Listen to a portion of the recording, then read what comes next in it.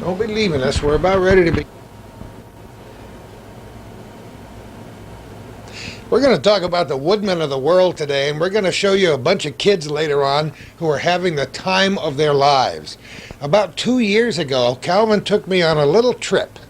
We went over to Isle LaMotte near St. Anne's Shrine, one of our favorite places in the whole wide world. It's a tremendous, profound experience to visit those hallowed grounds.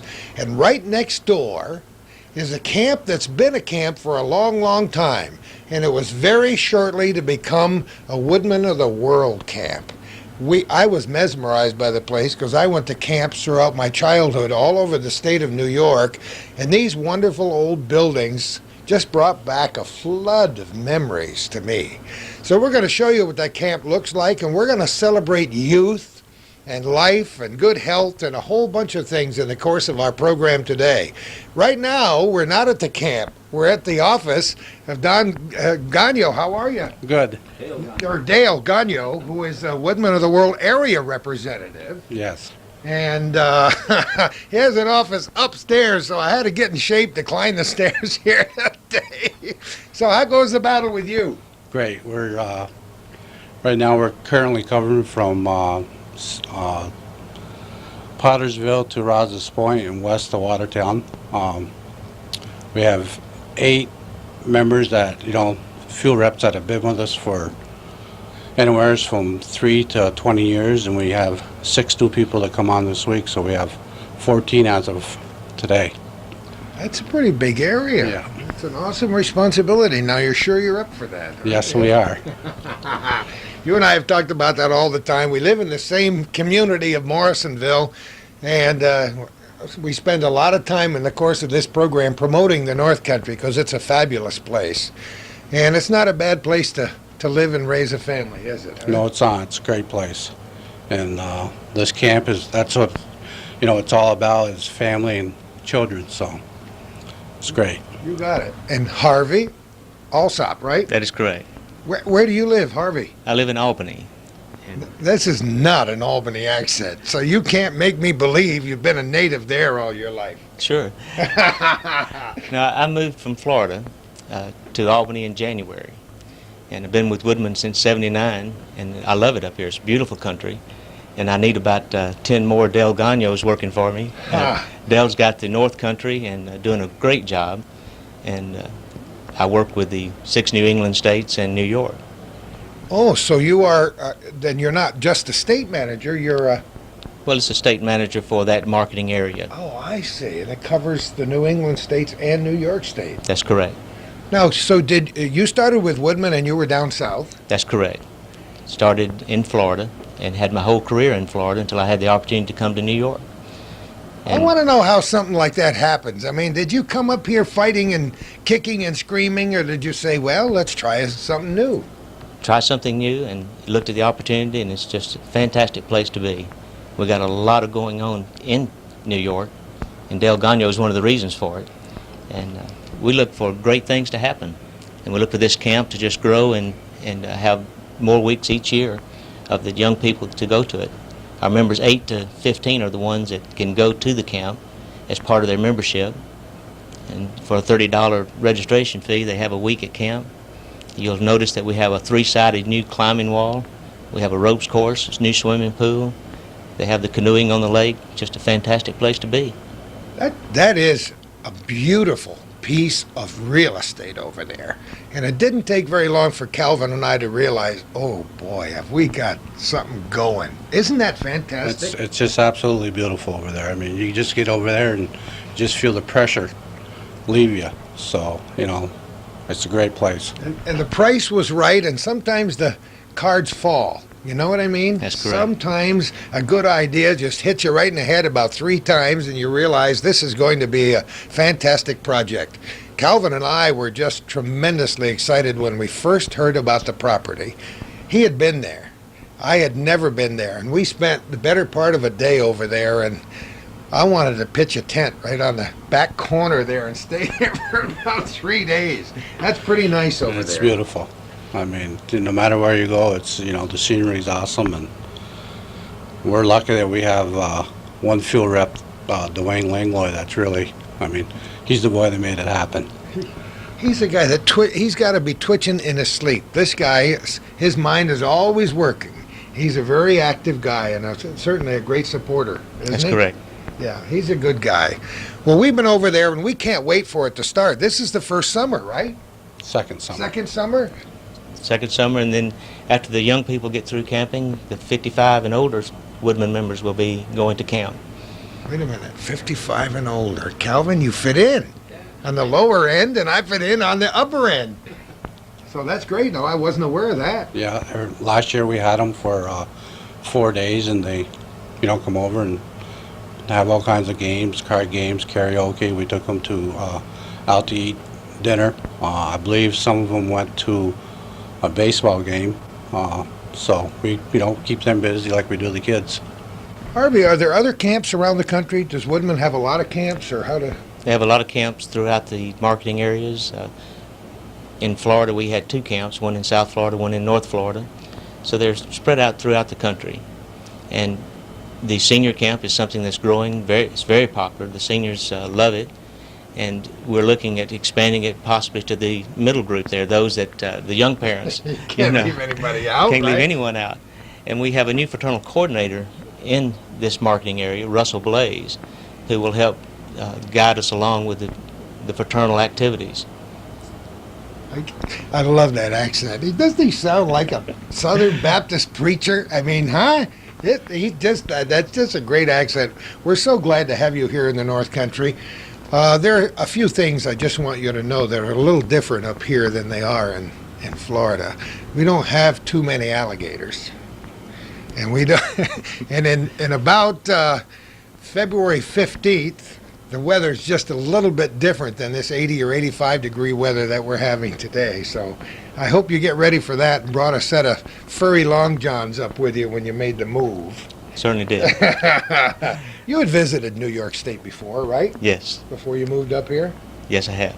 So you came up here with your eyes open, right? Right, but I've already seen more snow than I've seen in my life. Have you really? But they told me it was a teaser this last year. That's right. We're like, Oh, pretty easy winter this year don't for lay us. it on too thick.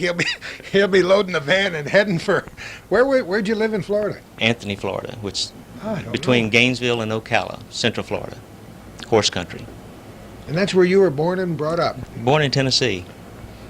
Now we're getting to the crux of this accent. Right. We can't wait till we got to get a little Altona twang in there, don't we? That's the Altonians. You think I didn't throw that in there on purpose, right? No. Yeah, No. my field force is trying to teach me how to talk right now. Are you? Yeah, how to pronounce Vermont. And We would hate to have to send an interpreter with you everywhere you go here in northern New York. Accents are wonderful, and believe me, I'm not making fun of yours. I love accents. And I think the worst thing that people can do is try to get rid of their accent. Some people move into an area and think, well, I'm from Tennessee or South Georgia. I'm not sure that they want rebels up here in this neck of the woods, so I better change the accent. But America is a potpourri, a melting pot, right, of people not only from all over this country, but in many other countries. And so maintain your heritage and love it. we found the people up here just wonderful, and we're really enjoying it. It's a great place to be. You mean the Southern hospitality doesn't only exist in the South? Is that what you're telling me? Absolutely.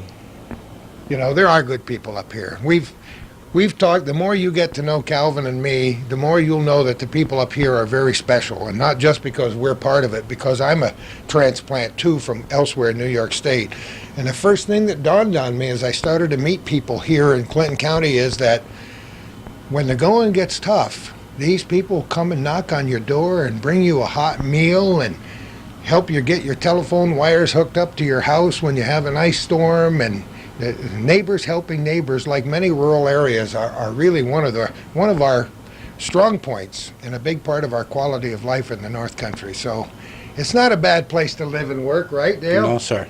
Love every minute of it. I didn't hold up this brochure. That's a pretty nice brochure. Is that for all the camps or for this one, or what is that? That particular one is from the home office and represents all the camps. And the structure's pretty much the same all across the country. Well, we like to think ours is the best, all right, Dale? It's the most beautiful one. It's going to be another successful year. I had forgotten that the camp actually got underway last year, because when you get to be as old as I am, the meaning of time gets kind of blotted out after a while. But we're glad that it's a good year. We can hope the weather holds Certainly do. for the rest of this summer, and we can't wait to see how the swimming is going to be in Lake Champlain over on that side of the lake. This is a pretty beautiful lake we have up here, too. It's beautiful. I was surprised to see all the fishermen up here this week, but they really keep it busy. You know, there were a lot of fishermen from your neck of the woods up here this week, and from all over the country this past week, as we're filming this in late June. And I just want to pass along, because Calvin and I spend a lot of time promoting this North Country. I want you to know that a lot of these big-time fishermen who have fished fisheries all over the country and all over the world said that this is the best smallmouth fishery that they have ever seen. And they also said in the very next breath that it's also the best kept secret in the world, and they were here to explode that and to let everybody know about it. They had a great time up here. It was evident, that's right. Yeah, it's good. And you look at those big boats and say, no way, I'm going to have to sell a lot of Woodmen insurance to buy one of those $35,000 boats. You know what?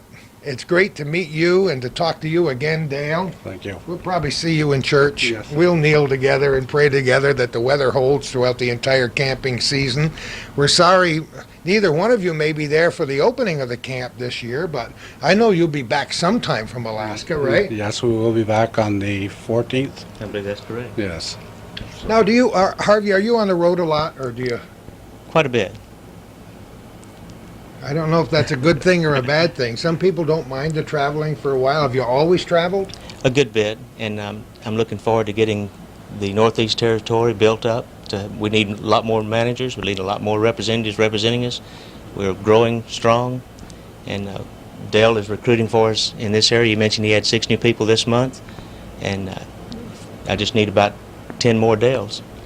Oh, all right. We'll put the word out. Thanks, gentlemen. Best of luck in everything you both do. Thank you. Thank you. See you later. Have a great day. We're going camping. And I wasn't lying. We did go camping. It took us a few weeks to make the trip to Isle LaMotte, but we did. Just to let the rest of our viewers know, and Bill Plant standing next to me, we recorded an introduction to this show some time ago when the big bosses were in town, but I understand they've gone to Alaska. And so, you know. Well, the bigger bosses are in town now. Oh, they are. The bigger bosses are here. The guys that are running the show, so. We are at Camp St. Anne's, called Camp Woodmen. Call it whatever you like. I call it absolutely beautiful. This place in Isle LaMotte on the other side of Lake Champlain is pretty fantastic, isn't it, Bill? Yes, it is, and beautiful Lake Champlain, and this place is coming a long ways, and it's coming real quick. I think Calvin and I picked a pretty good day to come over here. After temperatures in the 90s for a week or so, we got nice low 70s today.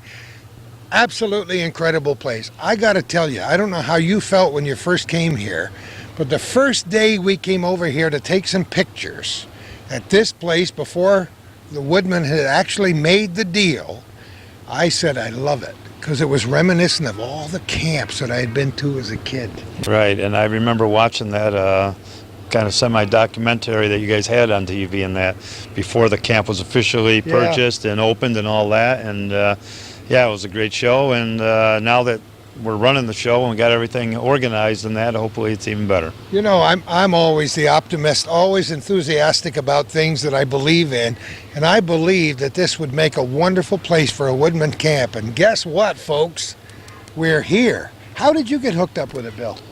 Well, some of the reps, the sales reps from Woodman's have worked at Salmon River, where I'm a physical education teacher in that, and got me interested in it. And of course, I got 2 kids, and my daughter, who used to be a camper when we were down in Massachusetts, is now one of our lifeguards, and my son's actually one of the campers, so that's what got me involved. And You have a vested interest in the whole deal. yeah, we do, so it's worked out really well. So you're going to be here for the whole summer as a camp director, or what's the deal? Well, we're here for 3 weeks, and this is my 4th year with Camp Woodmen.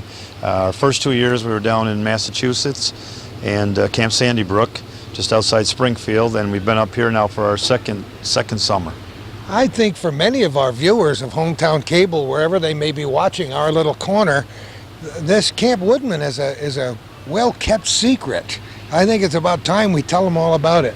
Well, yes, it is, and I guess it was closed for a number of years before the Woodmen insurance company got involved in it. And now it's opened up, not just for the weeks that we run the camp for the kids, but if you contact Dwayne Langlois, he rents it out for the Woodmen Corporation for other groups and organizations that would like to come up and use it too. So it could be used spring, summer, and the fall. I don't know how many people out there have a bent toward religion or spirituality. But I felt that feeling when I came on this place, is that almost being a sacred place. I visited St. Anne's Shrine, which is right next door, and talk about a very interesting, strange, and wonderful experience just being on those grounds that date back in history, well, to 1609. Samuel de Champlain on the 4th of July, only appropriate that he should have landed on these shores and camped here. And later a fort was built in 1666, Fort St. Anne. So I think it's appropriate that this camp should have maintained that St. Anne's name down through the years. And I believe that somebody up there was running the show when the Woodmen got involved and ended up here. It's an experiment that I think is just going to come off well. Have you had fun so far? Oh yes, like I said, it's our 2nd year here, and it's gotten better from last year to this year because we've expanded programs, which we'll talk about when we go around the grounds. And like you just mentioned, I mean, when you cross that bridge from New York coming into Vermont, I mean, the historical sites and the St. Anne Shrine, which is world-renowned, and right here in beautiful Lake Champlain, it's a great spot to be. You gotta feel sorry for kids that aren't able to enjoy the camping experience. I mean, I can only speak for myself. I can't imagine what my childhood would have been had I not been able to go camping somewhere at least every year from the time I was a small child until I was an adult. And we're still a camping family. But for kids to go to an organized camp of one kind or another, the city kids that don't get that, I think they're deprived in some way, don't you? Well, yeah, there's no doubt about it. I mean, being up here in the North Country, the northeastern United States, and that, there's a lot of things to do, and like we said, Lake Champlain and everything. And this is a unique kind of camp because, when you go family camping and that, you set up your tents and you do your fishing and hiking and stuff like that, which I love to do. When you go away to an organized camp like this, again, I'll mention how we're going to walk around the grounds. We're going to see climbing walls and ropes courses and all kinds of activities that go on that are organized, almost like a school situation where the kids go through a part of the course at an hour at a time.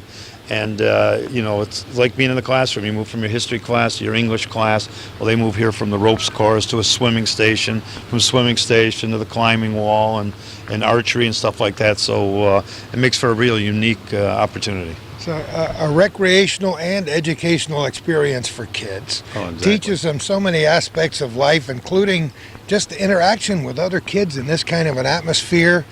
They learn how to respect adults, some things that some kids have not learned too well in this crazy world that we live in. So I'm sure that a lot of these kids that have come through your camp last year and this year will come back to you 20 years from now and say, well, you remember back in 2002, the fun we had at Camp St. Anne's? Well, there's no doubt that happens because I've been coaching hockey now, actually. How many years? Well, I've been at Salmon River Central in Fort Covington, New York, 23 years. Come on. If I remember right, your son was playing for St. John's Academy, and I think they beat us a couple times, and I think we beat them a couple times, but he was a heck of a hockey player before he went on to Brown University.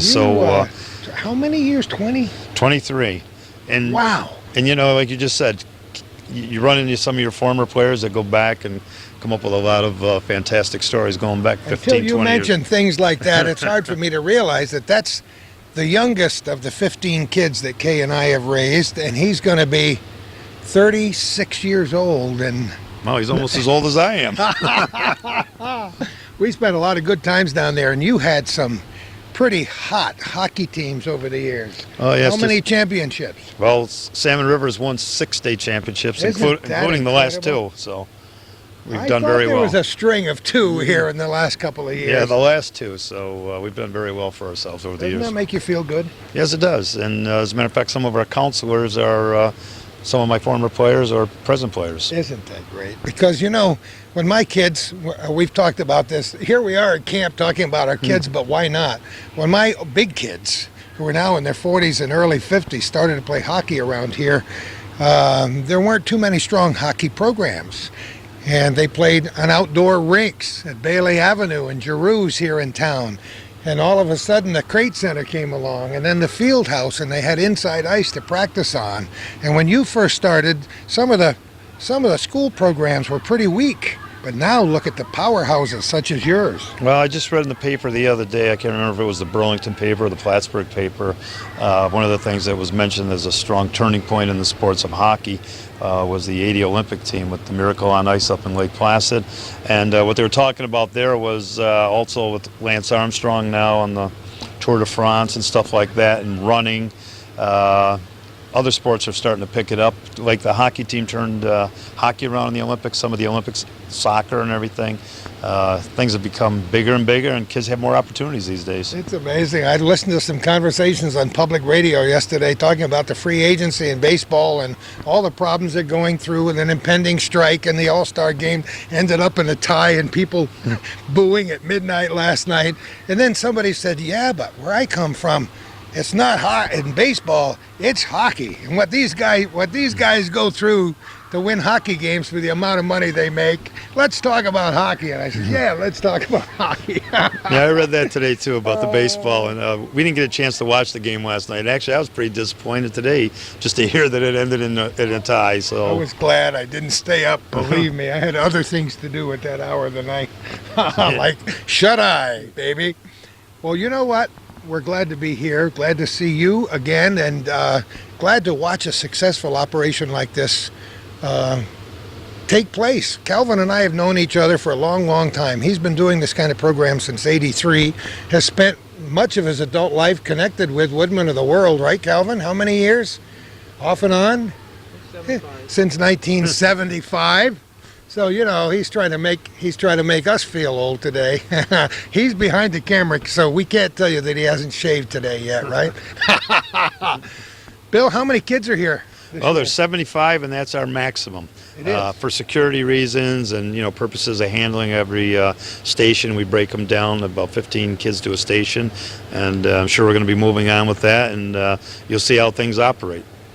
So how long have you been in operation this year now? Is this your first group? This is our first group, so we got 2 more weeks to go after this. 2 more weeks to go, and then will you leave, or will you stick around for the rest of the summer, or what's the deal? No, then we're done with the camp. It's a 3-week camp. Well, it's 3 one-week sessions. So we anticipate having 75 kids from the Woodmen Corporation each week. And with the rental or lease opportunities for other groups for the rest of the summer, the camp will be able to sustain itself for the benefit of our viewers. Woodman was offered a deal that it couldn't refuse, and so it didn't. And everybody was looking over their shoulder saying, this place is too good to be true. Well, I can tell you that it is true, and it is good, and it's going to be very successful thanks to a lot of people, including you, Bill. So that's, you know, you've been gratified by a lot, but to be able to touch the lives of, that's your role in life. Did you ever look at it that way? Well, that way, but that's what I've been doing all my life. I know I started coaching when I was old.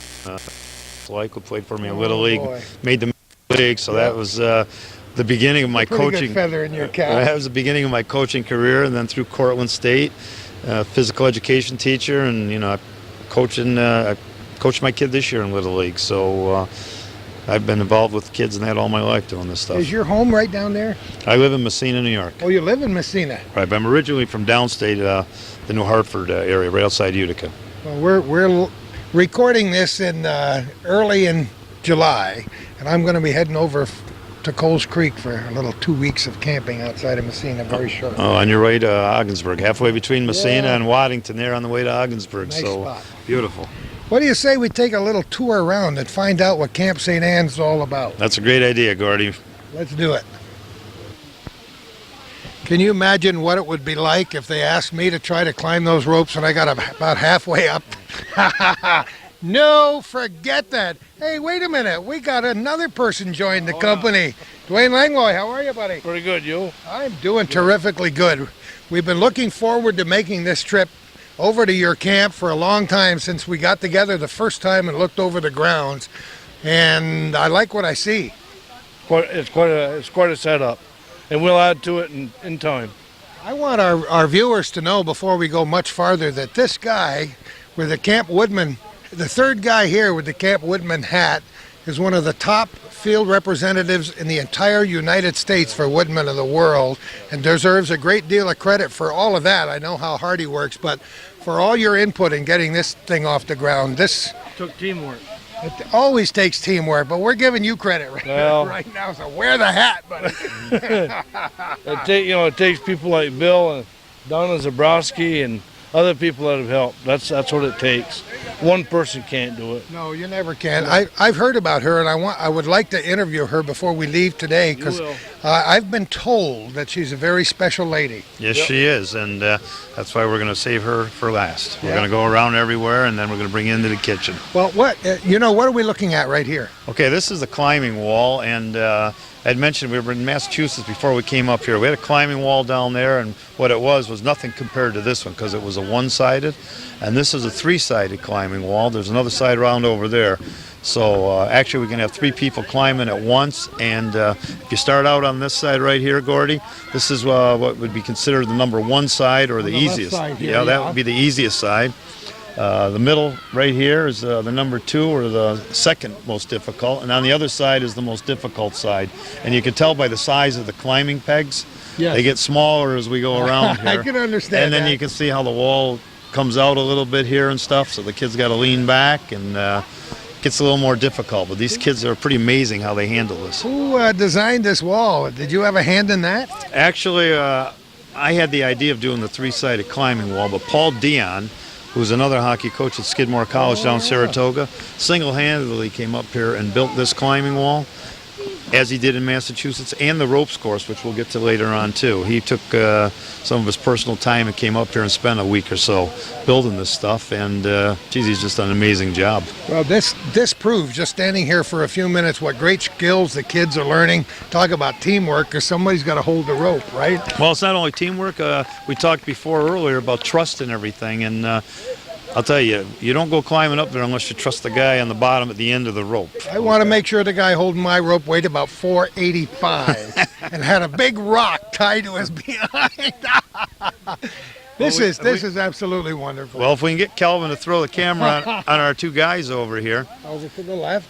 We got Anthony DiAugustino right here. He's a recent graduate of Brockport State, and certified in physical education, has all his certifications. He's going to be going in the Navy actually in a couple of weeks.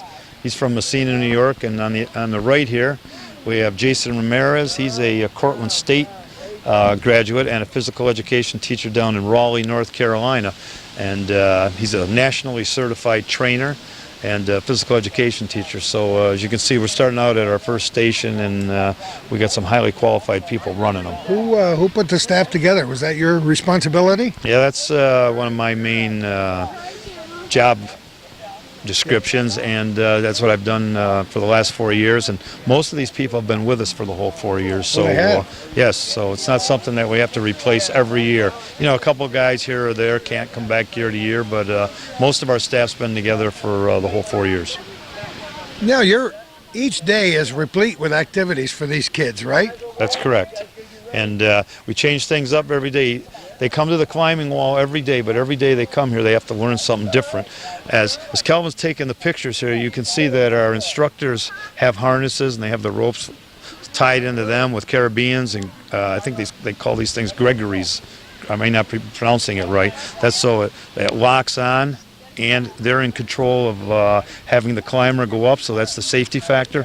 But as you can see, those kids that are climbing the walls, they've been taught how to put those harnesses on and everything. So the first day, they just don't get strapped up and climb the wall. they actually strap themselves up after the first day because they're instructed on how to do this. And these other kids don't just watch one guy do it. It becomes like a two-man show, and you got to go up and you double check and make sure the guy that put it on right and stuff like that. So everybody here knows the language and the stuff that's going on. So, you know, it's an instructional educational station besides then a physical one, and you can see these guys love doing it. You know, I've talked about it many times before, and I know you've preached it since you were a young person, and that is teaching kids a sense of adventure. Getting kids away from what my wife calls the boob tube at night for hours and hours and hours on end, getting them into the great outdoors, helping them to learn how to push that envelope in a safe and legal way, and try new things throughout your lifetime. I can't imagine what life would be like if you just sat down on your bum all day long. Well, there's no TV and sitting around and Nintendo and those kinds of games up here. We're active all day long, and you know, these kids come in the first day like a ball of fire. Oh yeah, they're ready. They're ready to tear the place apart. And after about one day here, when it comes nighttime after our dance and everything, the lights are out and they're out cold. So it wears them down. You see, here's a guy that stumbled off one of the climbing sides, but as you can see, he's laughing and having a great time, and he's well secured. So that's what this is all about. And we saw when one of the gals made it to the top, she had her own cheering section here on the right-hand side. Well, there you go. You can see that the girls are every bit as good as the boys, and every bit as daring, as you might want to call it, to climb all the way to the top. That's quite a ways up, Gordy. Oh, it is for me, just looking up at it. This is an awful lot of fun. Where are we going to go next? Okay, we'll move down here to an arts and crafts station right to our right. All right, let's do it. I have no idea who invented the phrase arts and crafts, but I know it's been a staple in camping life all over the world for many, many years, many generations, and I can remember as a little kid going to camp and getting all these rolls and rolls of plastic and learned how to make lanyards and boondoggle and whatever else we had to do, but most kids love to make things. Yes, they do, and as you can see here, they're all active, and they're all doing something different, from making boondoggles, and they were already working. You mean they still use that word? Yeah, they do. Wow. I'm not really an arts and crafts guy myself. I'm more into the climbing walls and the ropes, but that's what Calvin said. Yeah, right. But you know, they're making tie-dye shirts and everything, and everybody gets a big charge out of, you know, those fancy psychedelic type shirts and everything. And that's what they do over at this station, and they're working outside because the weather's real nice and that, but if we get a big storm and that, we can step inside, and we'll show you that on the inside too, because this is our dance hall for our nighttime activities. Oh, it is? Yeah. So right now we can see here when Calvin moves that camera around here, we got a staff of counselors over here. That's Brittany Collette is one of them over there, and the girl with her back to us is actually my daughter, and both of those girls actually were in the program. So no kidding. Well, the ages here are 8 to like 14, 15 to be a camper. And then the two girls that I pointed out standing right there are now two of our lifeguards, because we use the water station with our in-ground pool, which we'll get to, and right down on beautiful Lake Champlain, where we also do canoeing, kayaking, fishing, swimming, and all those kinds of water activities right over by the St. Anne Shrine Beach. And the guy sitting down there as a counselor is Tommy Black, helping out, and he's a hockey player. And sitting to his left, well, no, she's standing there now. The other counselor, they're helping the girls tie her stuff together. That's Cassidy, and she's what's called a CIT, a counselor in training. Yes. So she's gone through the program and that, and she's a local girl from Shazy, and now she's, well, a counselor in training for down the road that she'll probably get hired and be on the staff. So there's a lot of things that go on here, say employment-wise even, for training, you know what I'm talking about? And Brenda Jock right here is actually a New York State certified school psychologist. So, isn't that beautiful? You know, I mean, you know, kids get homesick and everything too a little bit. And so we got a little everything here to help kids get through their week. Well, you have very special dynamics that go on in a camp like this. And you have kids, so a lot of these kids have never had this kind of experience before, and they don't know quite how to adjust to it. So that's great that you have a school psychologist here. How are the kids chosen to come to camp? Do they apply, or how does that work? Well, no, every kid here is actually a member of the Woodmen of the World Corporation. Okay, their families and that. So they get an opportunity to come here because they have the Woodmen insurance.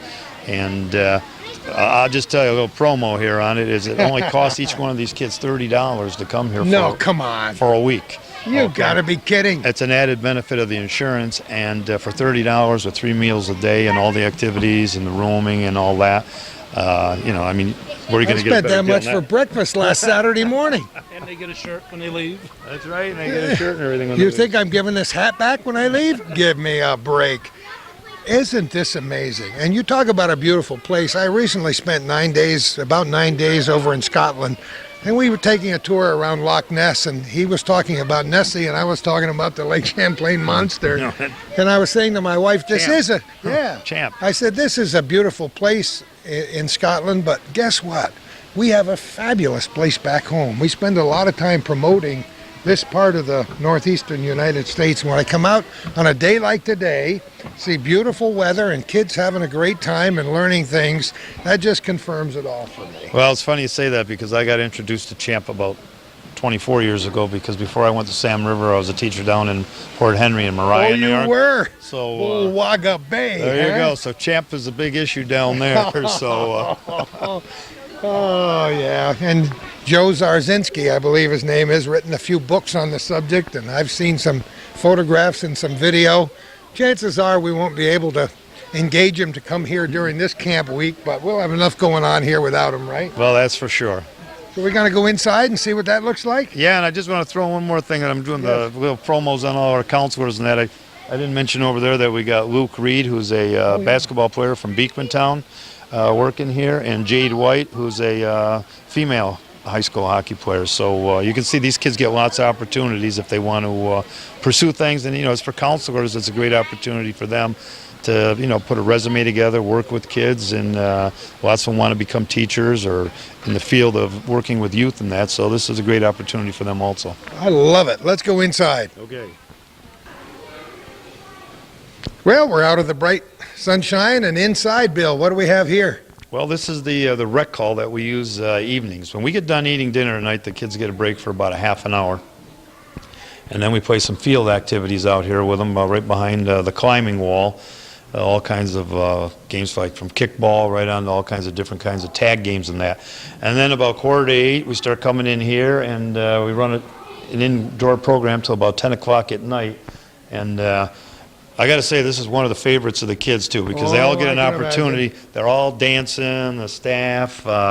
They do a lot of games that go on at, like, weddings and parties and stuff like that. Billy Black is our night guy, and he's a student, actually, and quite an entrepreneur because he's still a student in Johnson and Wales down in Providence, Rhode Island. And this is what he does when he comes home. And Billy Black's from Fort Covington, New York, and he's got quite a setup here, and the kids just love this. They love it. This is the kind of place that does bring back fond memories for me, because always in the rec hall and whatever camp I was at, we engaged in a multitude of activities and even put on little skits. And by the end of we practiced all week, and by the end of the week there'd be a little play for the rest of the camp, and it was always fun. Well, that's exactly what we do. On Thursday nights, see, the kids now have their opportunity to put their skits together on their free time during the week. And on Thursday night, we have a cookout for dinner. And then we go down and make a big bonfire, and we actually do some skits around the bonfire and everything. And then we come up here for the dance. So, and then we do some skits up here and the dance. And that's our later night, because it's the last night that they're here before they go home on Friday. So that's a big night for them on their closing ceremonies. It's beautiful in so many ways because it's a mixture of the past and the present. Already, I've revived some of my childhood memories, even mentioning some of the words and phrases from camps in my youth. Look at some of these chairs around here. I know they date back to my childhood. And yet you have modern things like these wonderful speakers and equipment and computer products and microphones and modern wires and things on the stage. So it's the best. I think it's the best of all worlds. You know, it's amazing because you're saying all that. These chairs are definitely antique and go back a long ways. And all this musical equipment and everything, obviously is state of the art. State of the art. But you actually run all this music off a computer. He has to have that computer really to run this whole show, the light shows and all this kind of stuff that makes this place hop at night. So pretty interesting. I know these kids will have stories to tell. Something we haven't mentioned yet, and that's this camp actually represents the Woodmen areas for, what, most of New England? Yes, it covers 7 states. I mean, from Maine to New York, Connecticut, Rhode Island, New Hampshire. I'm probably missing 1 or 2 there. I said Rhode Island, but it takes in 7 states in New England, so New Jersey. So it takes in quite an area. So that we have kids, like we said, 75 kids, and when you bring 75 kids together, it's great to the fact that they're coming from all over the northeastern United States. So it's a great opportunity for them to meet other kids and make new friends. So we've talked now about educational skills, employment. And now, the fact of just making friendships and everything that last a lifetime, because I know my son in particular and my daughter, they do that email stuff with people that they've met through the camp here and that all the time. Isn't it neat? And it goes on year-round, so it works out in all kinds of manners. Great opportunities for everybody, and of course, we're delighted to be here. I can't wait to see what we're going to see next. Okay, let's move down to the swimming pool. Let's do it. All right, everybody out of the pool. Well, what would a summer camp be without a pool? Last time I was here, there was no pool here, Bill. Well, that's true, and now we have our in-ground pool, which just got completed. Well, it got completed last summer, but this was our year to start using it. And we also, I already mentioned the fact that we use the lake also, not only for the swimming, but for kayaking, canoeing, and fishing. So the kids have an opportunity. When their group comes up for their swimming opportunity, they can either stay here, which has a certified lifeguard, or they can choose to go down by the lake, on our back path here, down by the right down the road over by the St. Anne Beach, and use the lake for water activities. So you do canoeing? Yes, we do canoeing. I learned kayaking. canoeing at Boy Scout camp up near Ogdensburg somewhere, many, at least 50-some years ago. You were walking over here, you were talking about rocketry. Oh, I right. can't believe that you would try rocketry, and it works for kids. Yes, this year I'd mentioned Donnie Simpson, who's a science teacher, retired science teacher, was our rocket. We used to call him Donnie the Rocket Man. And in 1 week, I used to take him a number of weeks in school to work on rocketry in the classroom, in the science classes. And he would put the rocketry program together in 1 week. These kids would build rockets, their own. Each kid had their own rocket, paint them, and then come out here on the last day before we had lunch, before they were packed up and going home, and in this field right here, which we use for our field activities, and launch them. And I can't exactly tell you how many feet they go up in the air, but I mean 1,000, 1,500 feet. And then when they get up to their peak, they burst open, and then they come softly to the ground because they have built-in parachutes. So that was the whole idea, is getting everyone off, and we always had a backup plan because the kids put in their own engines and motors and everything to launch these rockets. But every once in a while there'd be one that wasn't put together right, but we had a backup plan where Donnie would ignite the rocket itself. So every kid was, not even knowingly, was guaranteed that his rocket was going to be successful. Isn't that great? Yeah, so that was pretty cool. And Donnie was tied up this summer. He's done it for the 3 summers previous to this with me, and plans on being back next year. And rocketry is a big thing because there's not very many Woodmen camps around the country, or any camp for that matter, that do a course in rocketry. So I guess we better not tell them, huh? Don't let this tape out of your sight, Calvin. This is a fabulous area. Rocketry, swimming. And you want to talk about these buildings surrounding us here. Right, and these 2 buildings right over here are housing the boys campers. And the way we do it is we break the kids down according to age groups. So this first one right here is a younger group of boys, and it's fully supervised with counselors and everything. So these kids are really never let out of your sight. 100% of the time, they're always with some kind of supervising situation. And then the far cabin is the older boys. And then if Calvin swings over to our right over here is the girls' cabins. And the first one over here, actually number 1, and number 2 over there. The first one is the older girls, and then to the left are the younger girls. And again, every situation, whether it be a teaching station, instructional station, or the cabins or anything, they're always 100% of the time the kids are supervised and under control, disciplined, and it makes for easier running of the camp. And the kids are unbelievably cooperative. When you get 75 kids together, a lot of them that don't know each other and they're from all over the place. I mean, you know, you never know what's going to happen, but it's been fortunate for us anyway that we've had great kids. I'm sure you're creating lifelong friendships in many cases. Oh yeah, you know, we talked about the fact that you know, the kids are getting to meet other kids from one of the other 6 or 7 states that are in the northeastern section of the Woodmen Corporation. They make new friends. I'd mentioned to you about my son and daughter that are on the email and all that internet stuff year long, talking to people and looking forward to coming back next summer. And for myself, I mean, I do the hiring in that. But I've met people now that have been recommended to me by some of our staff members in that. So I'm getting to meet, you know, other people. I never knew Dwayne until I got involved with this. So Dwayne's quite a character, you know, and Donna in the kitchen, and you know, Gordy, you and I go back from the hockey days and everything, and Calvin and that. So you run into old acquaintances and everything too. So it's really a lot of fun. The more things change, the more things stay the same. Comes to my mind, my wife still talks about going to Camp Tapawingo decades and decades ago, and still knows people that she went to camp with. And we found an old autograph book that she had signed and some of the names of people that we know. And I've done the same thing. And you know, as campers in the regular state campgrounds, we do the same thing as your kids do. We're on the email the last few weeks before the camping trip. You know, what kind of a camper have you got this year? Did you trade vehicles? Well, you know, Gordy, it comes along the same lines of graduating from grammar school, graduating from high school. You know, you have your reunions, or you look back at the graduating picture, the class and everything. And, you know, you run into some of those people time and time, even locally in town or on the holidays if they had moved away and come home. It's the same thing with camp. You know, somewhere down the road, you're going to cross paths with these kids crossing paths with each other, say, in the job market somewhere. And they're going to remember the fact that they were back at Camp Woodmen and that. So, interesting stuff. Camp Woodmen and Camp St. Anne's, and Bill Plant, the guy who's running the show here today, and I would have to say he's running it very well. What are we going to look at next? Well, let's move across our outdoor activities field here, and we'll hit the back end of that cabin and do the archery. I'll follow you anywhere. Oh, I shot my little arrow into the air. Huh? Calvin said on the way over, best line of the day, we don't put the apple on the head until Friday night, and Bill said, yeah, my head.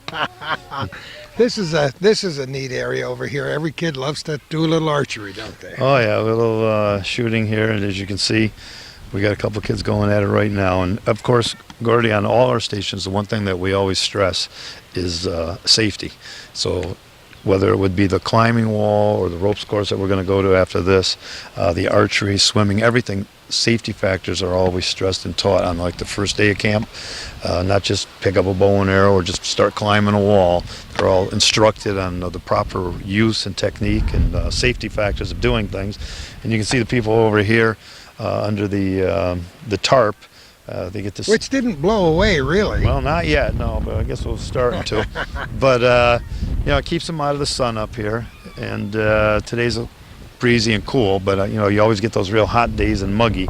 So the other thing is we have water coolers and everything at every station, so they're always available for getting themselves a drink in that. And then as each station goes on for an hour, we give them a 15-minute break in between stations when we move from station to station. So they're allowed to get drinks and grab a candy bar or something along the lines like that. So not only do we keep moving and working on that, but we want to keep them from getting dehydrated. And, you know, we're always looking out for the health factors. That's great, and I'm sure you have a terrific safety record. You have a nursing station. You have a wonderful nurse on staff at all times. Well, everything's certified here, too. We talked about we have a certified LPN. When we were at the swimming pool, my daughter and Brittany Collette are the lifeguards, and they're certified. They have all their waterfront safety instruction and all, whatever, first aid and CPR, which we all have also. Right here now, the instructor for the archery is Matt Rogers, who's actually the head varsity hockey coach at Plattsburgh High School. Okay, I had the pleasure of beating him in the semifinals of the I states know this you year. did. I wasn't going to say that, and it's a good thing you're 30 steps behind him too. Oh, see, look at that shot up there on the small target. Look at that, right in the middle. The guy himself, one of them guys got themselves a bullseye. And Babette Hearn over here was a college student at Oswego State, as one of the counselors for this group. So yeah, everybody's highly qualified that works here, and that just makes things a lot easier to run things. Sounds like it's a well-oiled machine, and it doesn't happen automatically. You have to burn a little midnight oil to figure out how to balance it all, don't you? Well, it's a year-round thing. I mean, the 3 weeks is the ending of a year's long worth of work, because you always got to make sure that you're progressing with programs, you're building new activities for them, you have your staff in line. Donna has a ton of things to do for ordering food for 75 kids a week plus staff members and guests, so it's up to about 100 people per meal. It takes a lot of planning and doing, and then the 3 weeks of camp are actually the accumulation of just all the work coming together and getting it done.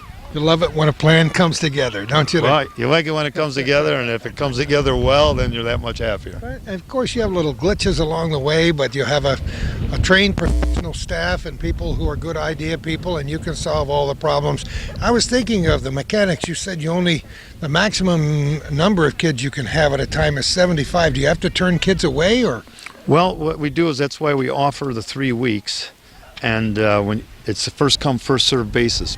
So when you fill up the first week at 75, then you go to the second week at 75, and then the third. But of course, our goal with an opportunity like this on Lake Champlain with this complex that we have is Woodmen doesn't really plan on doing this for 3 weeks. I mean, we want to build this up to, say, 4 weeks, 5 weeks, 6 weeks. So it gives more kids an opportunity to do things, and, they got to get the word December out. 12th, bring your snow shovel. We'll teach you a new art. We'll have winter camp, so.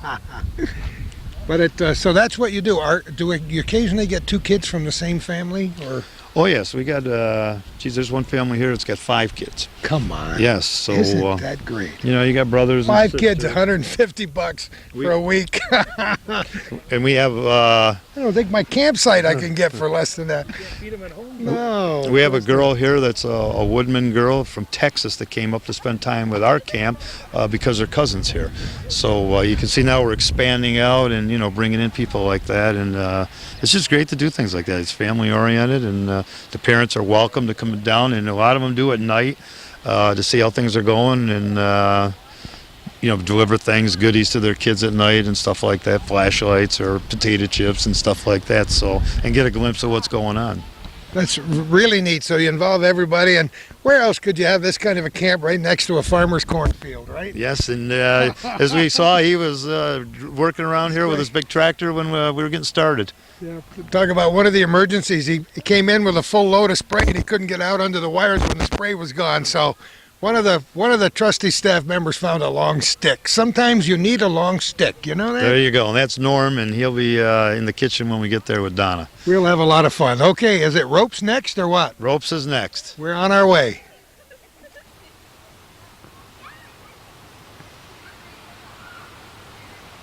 Hey, Dan. Got me?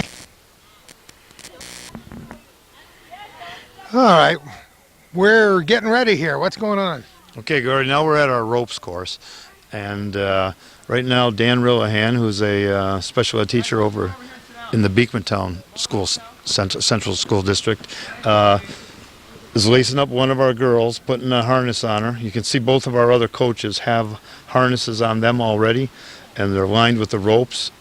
Each kid has to go through this right here, and you put a harness on each kid. Somewhere up here, we just heard her voice. There's Nan peeking around. She's one of our safety factors, and she's all roped in and everything up there too. So I've never seen anything quite like this. I don't know what I'm going to see here. well, this is amazing, huh? So Dan Rillahan's lacing her up into her harness. So he's going to put all the carabines on her, and then Jake Treptow, another hockey player, is a counselor. And Matt Jones here with his back to us is actually the starting goaltender at Hamilton College. Oh, God. Okay. Yep. And he's been with us for the 4 years, and next to him is Caitlin, and she's one of our counselors. She's got the black sweatshirt on. So Jake goes up there first.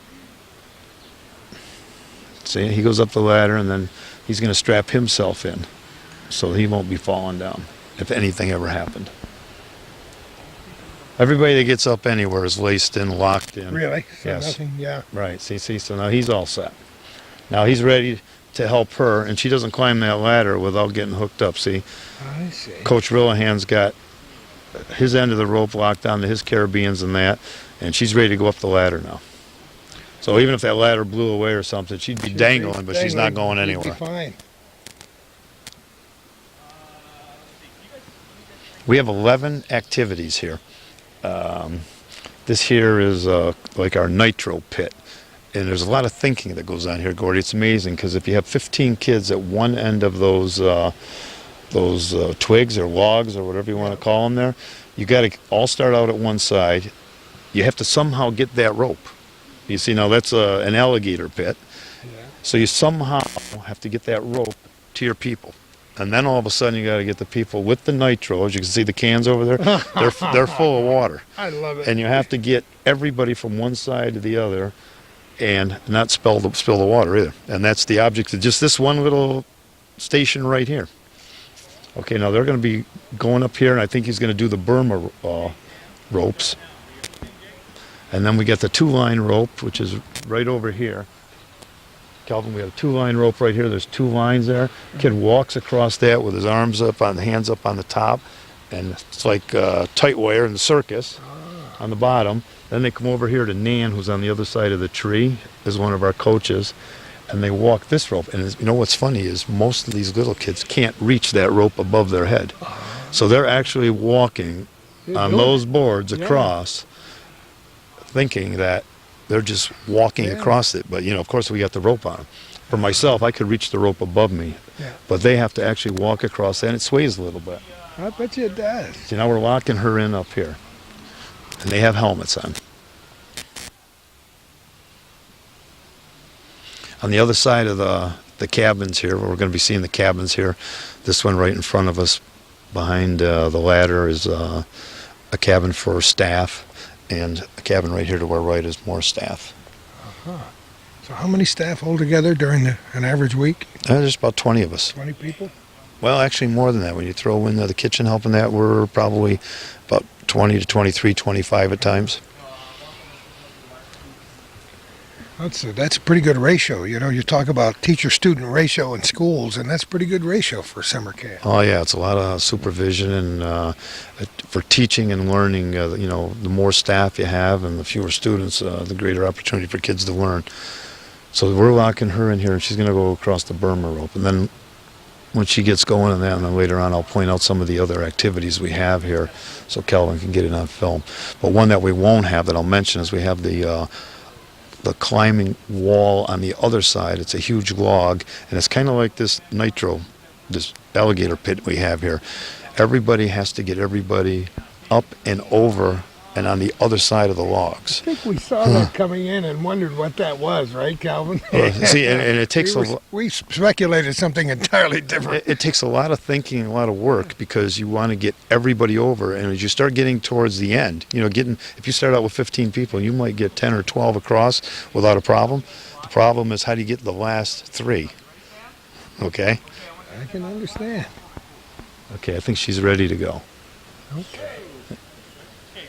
Now you see, this is just a young little girl, and she's jumping around and moving around up there like she's standing here with us. Beautiful way to get confidence in young kids. Is that amazing? You know, in some unfortunate family situations, self-respect and confidence is taken away. And then what a great way to add it back in good measure. Unbelievable. This will help them like all the way through life. Oh, sure.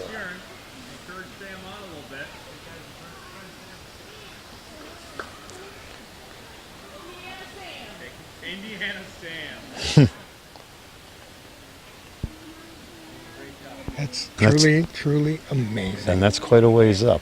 And that's just a young girl.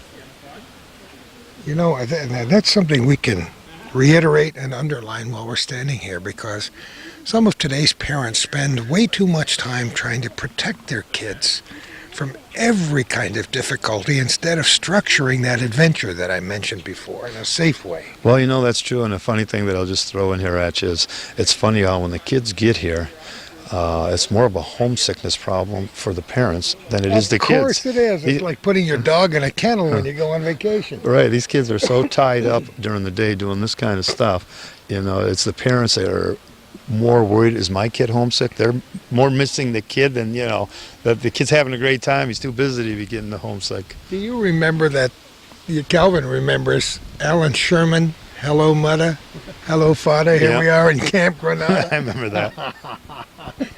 Oh, look at this. What a trooper she is. Look at her. Unbelievable, huh?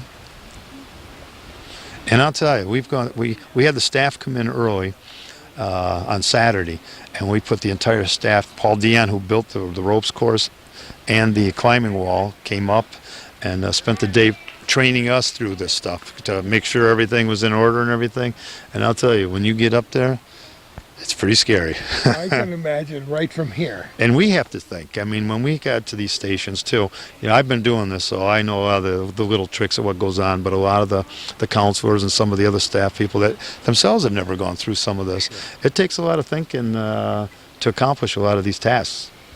Oh, she's got to go all the way back now. And then he might have her do the other ropes, or the other wires also. We'll see. You can just tell how confident she is. Look at the determination. And although he has that rope on her, she would be doing that exact same thing without the rope. Sure. The only thing that rope is doing is guaranteeing that if she does fall, that she doesn't. Yeah. Okay? So realistically, what she's doing on her own. That rope isn't helping her do what she's doing. Okay? She could do that without a rope. Of course, if she slipped off, the rope is there to catch her. Well, she made it back a lot faster. Yeah. But she knew she could do it, so she was heading for home. Good. Isn't that terrific?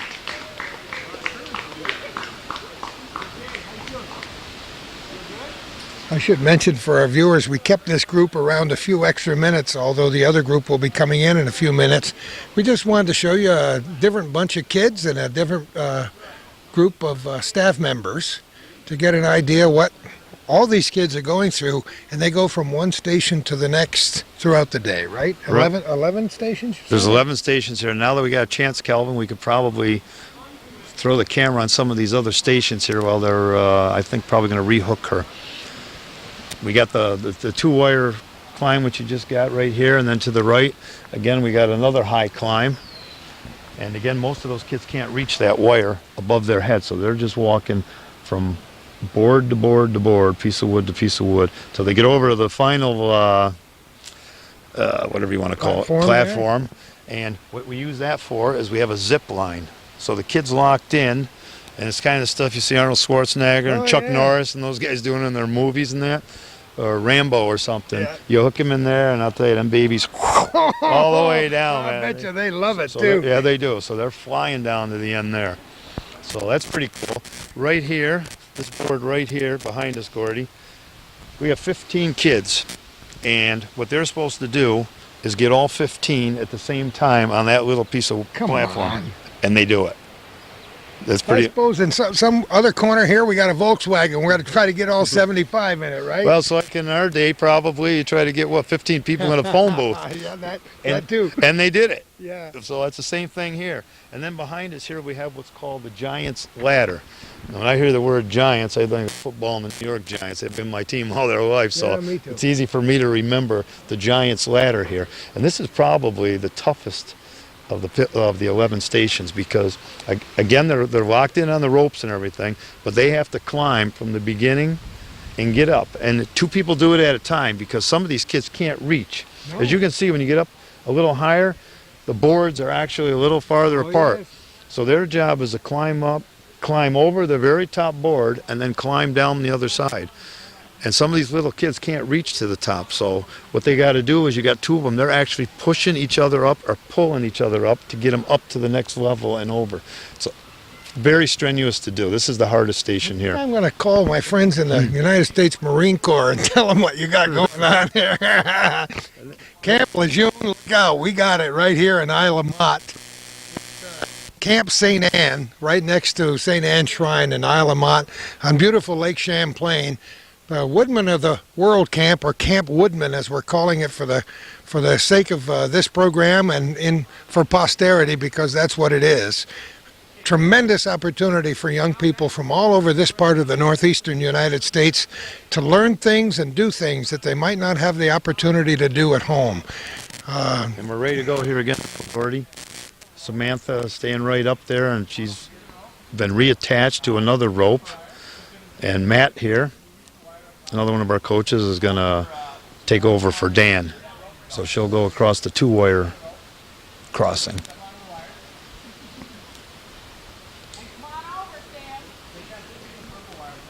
Shouldn't we have a fanfare, Calvin, or at least a drum roll or something? We want to walk over maybe a little bit. We can get Nan over on the other side of the tree who's waiting for Samantha to come across. Okay, and we just moved our location, and she waited for us, and now she's ready to go again. Well said. There we go. Yep. Well, she'll be coming over to Nan. That's Jake started her off after he rehooked her from the Burma rope over to the 2-line rope. Rehooked her up on another wire where Coach Dan had her over on the Burma, and now Coach Matt Jones over here has her on a rope here.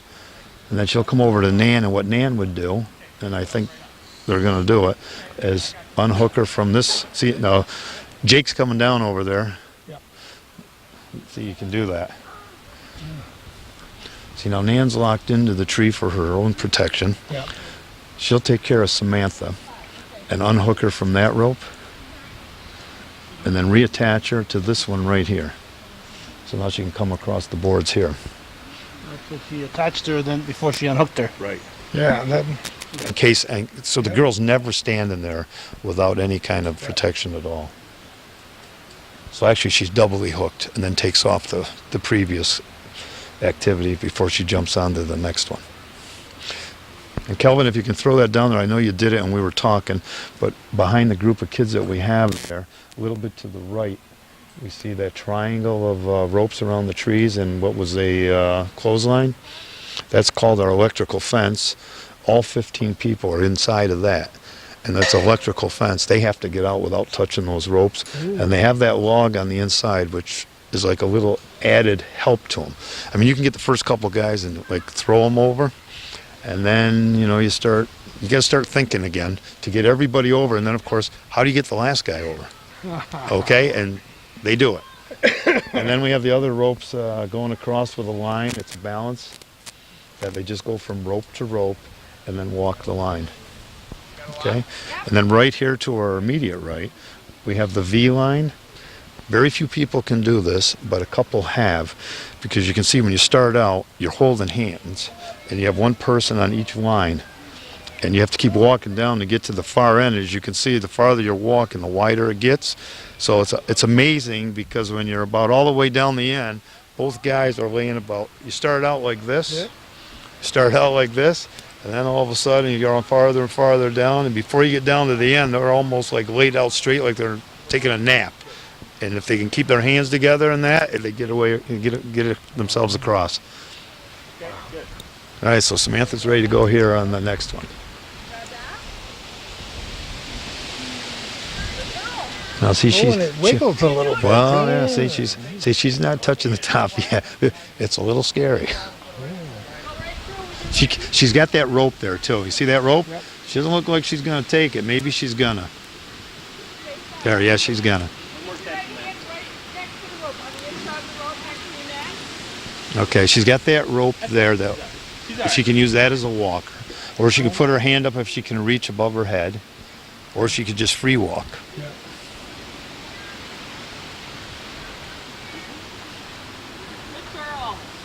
Actually, that rope that she's hanging on to, all that does is give her a little mental security and a little more balance. Yeah. That's wonderful.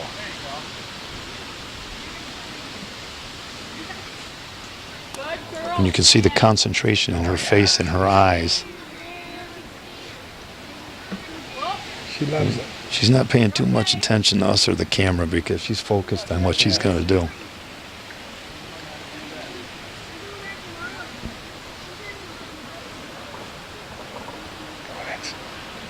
Well, Gordy and Calvin, what do you guys think? Can we throw a harness on you guys? If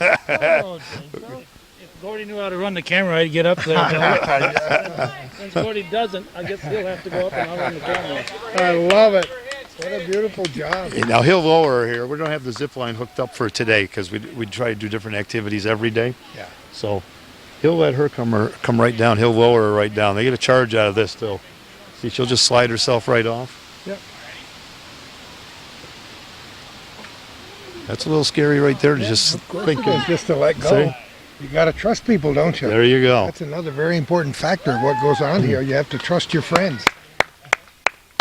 Look at the smile on her Pretty face. neat exercise, and we're delighted that you allowed us to have him here with us. She's very, very happy with herself.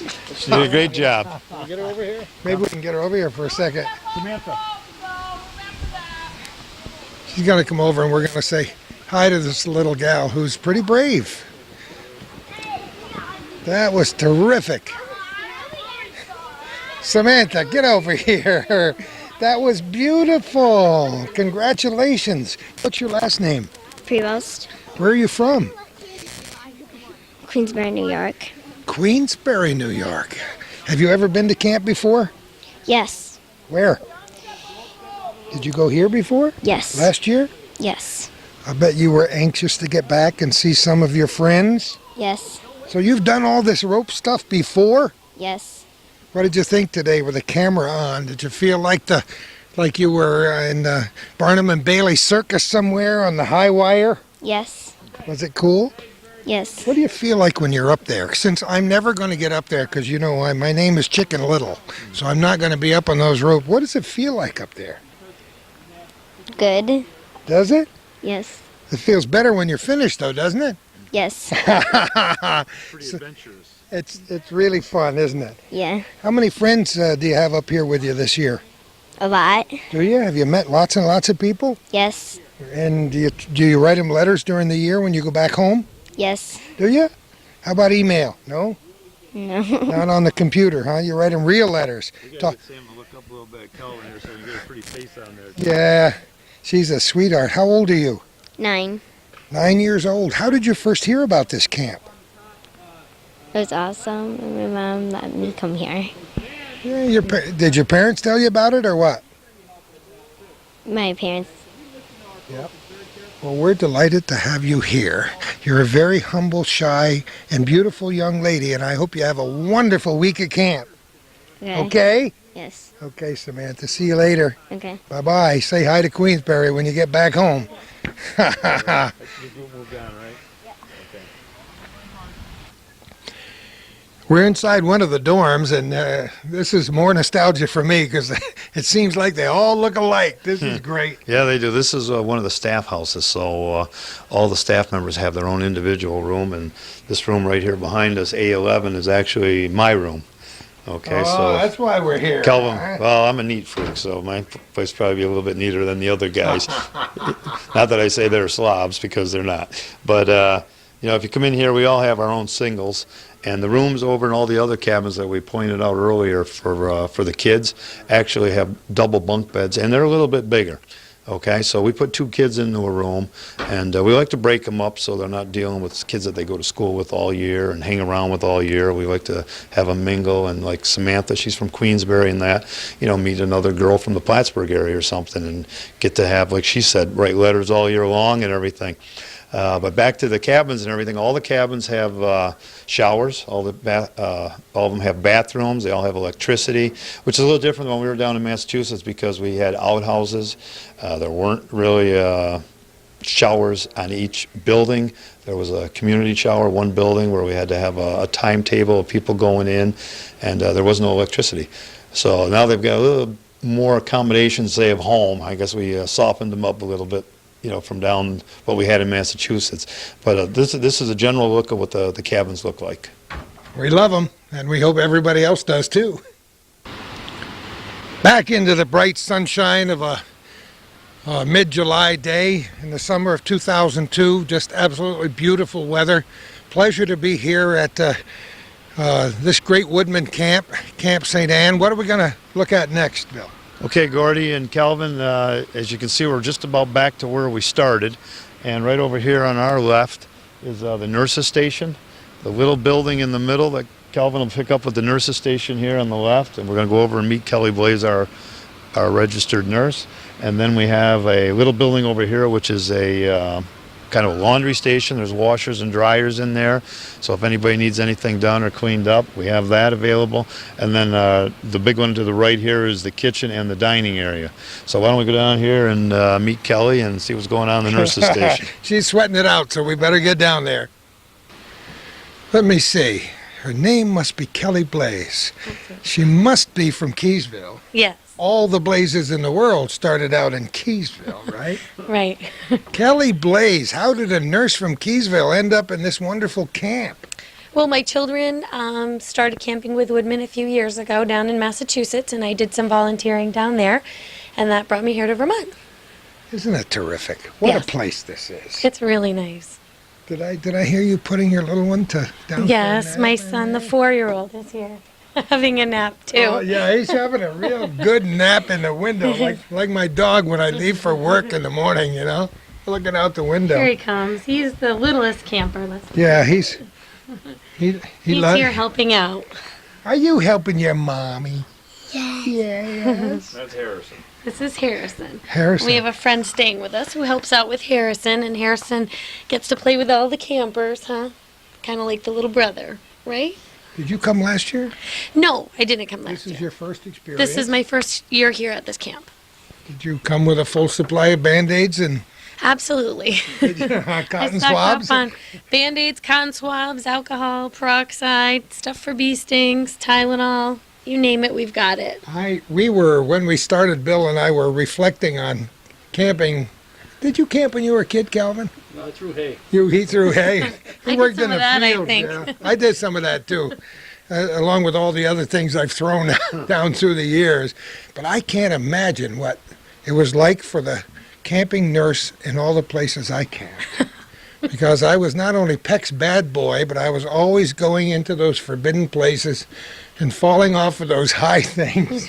We haven't had many kids in forbidden places. It's been a lot of just little stuff like bee stings here and there, nosebleeds, loose teeth, bands falling off braces, an ache or a pain here, but nothing serious. Homesickness, that's You about know it. what? As I said to Bill a while ago, I think in many ways parents protect their kids.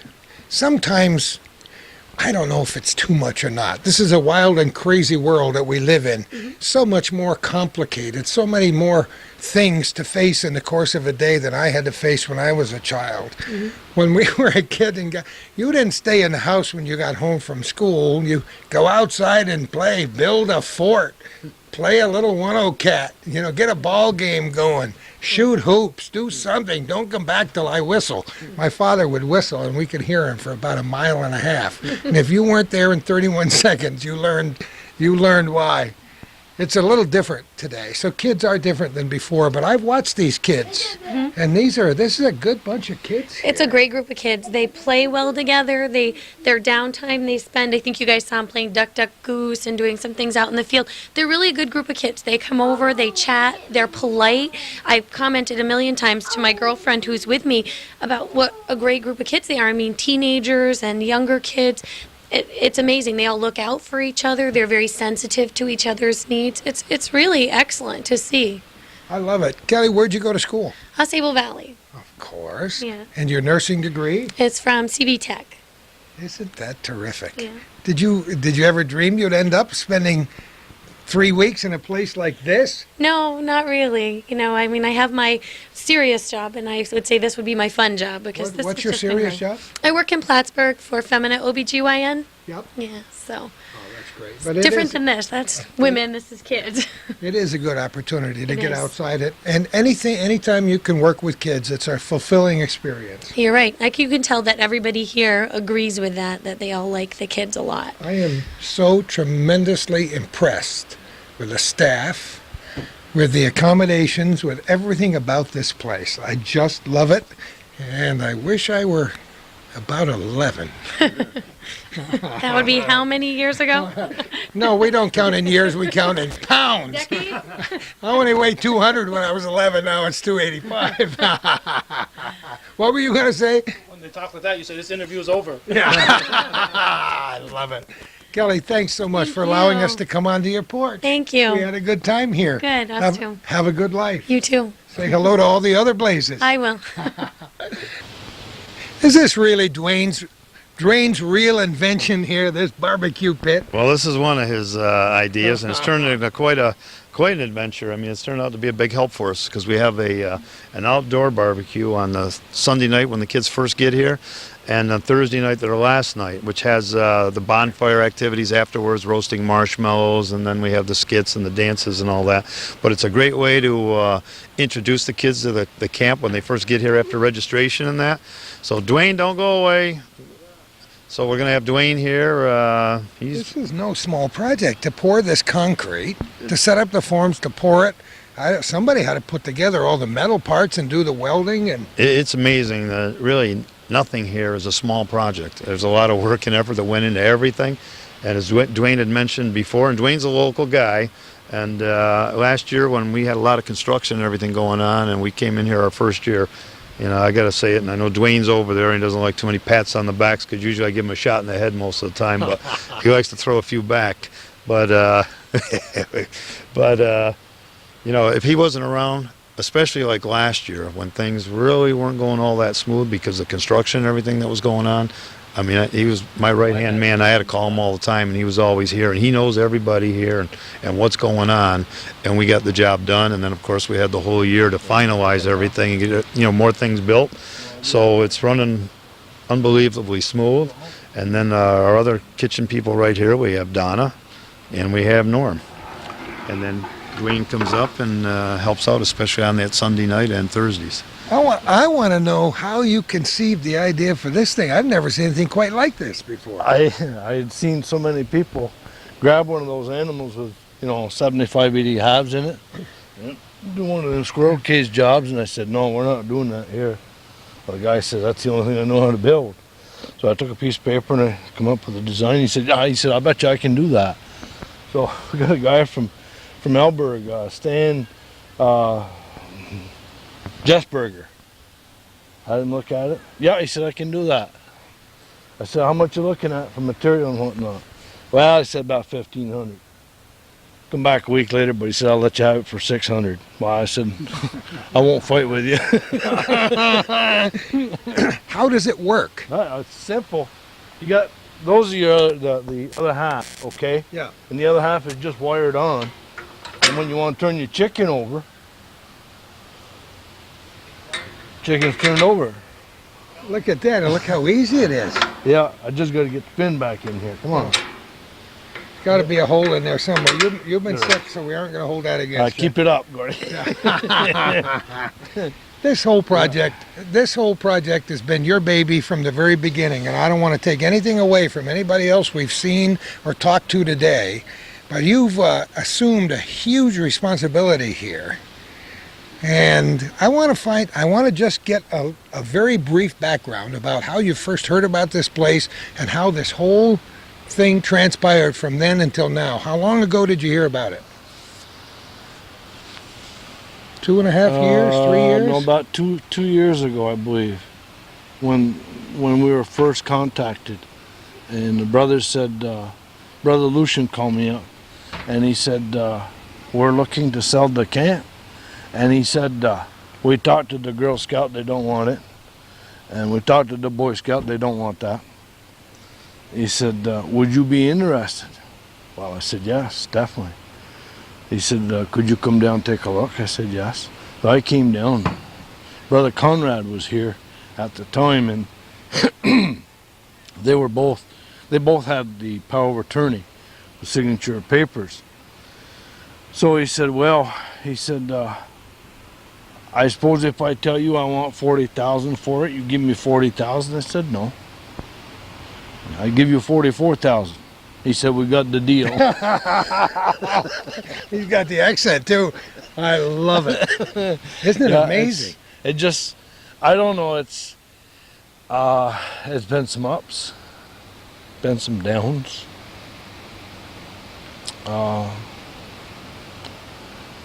You know, like in any good organization, I don't care how good the organization is.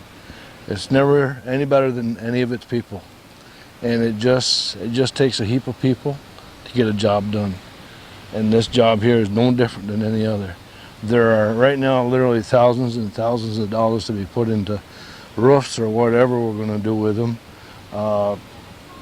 There's some other monies to be spent in some other buildings. But our roofs are important because they protect our children from the elements. And we've had some of that work done this year, but it was just a spotty thing, you know. Get it finished, get it done, they're coming in. But it's had its good side and it's had its bad side. And I'm sure you've been there and you know what I'm talking about. It's called growing pains, don't you know that? I still got growing pains. Take a look at this. Thought the pains would be over by now. Yeah. No, they're not just 9 months, I guarantee you that. I've been cultivating this for such a long time. Of course you have growing pains. Yeah.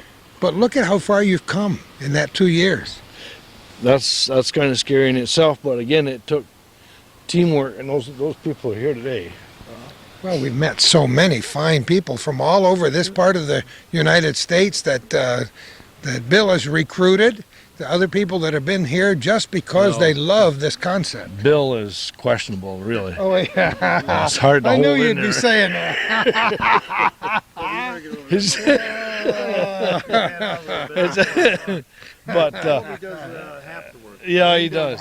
Do you really? I'm just the boss out of the whole thing. Oh, yeah. You know, you're the brain, so you can tell other people what to do and where to go, right? But it I guess so. took people like Donna Zabrowski and Norman Fayette. I mean, it goes without saying. Of course, yesterday they had their big day in the sun.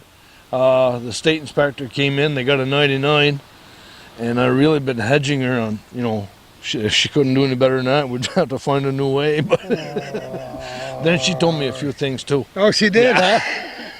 These people know how to talk back, do they? I think so. I'm not sure. If they don't, they're in big trouble. I can And you tell know that. what? One of the things, and again, I know we're on his time right now and his cable network, but one of our good supporters has been Calvin right along. He has done a lot to promote Woodmen youth groups. He's done a lot to promote Woodmen in every sector as far as our area is concerned. He really has. I mean, anytime I call up Calvin and ask him, can we put an ad here or there? We're making some not a problem. And it's done. Like that, you know, it's important. It's a good organization, and as you said, the first word out of your mouth when we put the microphone there close to your mouth about an hour and 15 minutes ago, it takes teamwork. Yeah. And not only do we have to have the support of all the people we've mentioned and talked about here today, the families and friends, but those people who are watching this program. In order for this camp to be successful in coming years, the word's got to get around. Well, I think one of the things that are going to be of an extreme help as far as publicizing what we have here, on August 31st, we are having a festive day here. We are inviting legislators, we're inviting the governors from both states. At this time, we don't know what the reaction has been at this point, but that has been done. There are other people being invited, and it's a freebie day. If you're a Woodman member, we invite you to join us. I mean, the food won't cost you a cent. Is that right, Donna? I may just have to circle that on my calendar because I got here right after lunch. I think Calvin did that on purpose. They don't have a big enough fork for me here. I had Harvey mentioned about the president coming out? Well, he will be on August 31st. He will be here for. No, not the well. other I president. can invite him, but no, You'd be surprised. you can't tell. He'll be arriving on, I believe it's Thursday, and he'll be staying with us till Sunday, and he's going to stay here locally. And that's been another aspect of it. We've been able to get a lot of local contractors at the cost of nothing. Isn't that amazing? Yeah, I mean, we've had already about $3,000-4,000 worth of work done on the back line here.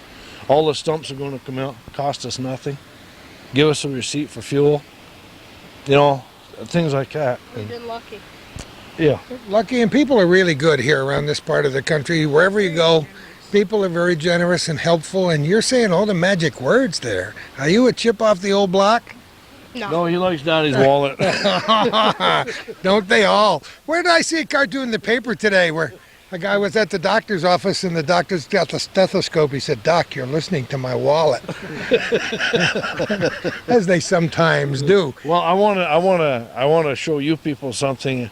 You haven't been in the kitchen area or anything? Oh yeah, I went through real quick and not with the okay, camera before but we started. You've got to, you have to see what Donna's put together for us between the kitchen and the dining area. Some of the kitchen work we paid for last year, but you know, the final touch was done this spring, and it really turned out super. That dining room, I mean, it's not the Waldorf, but it's pretty close, you know. So I never ate at the Waldorf. I've had a lot of good camp meals, I guarantee you that. Before Bill's had a couple, you can see by the anyway. What? Oh, never. All those leftover sandwiches at night. Huh?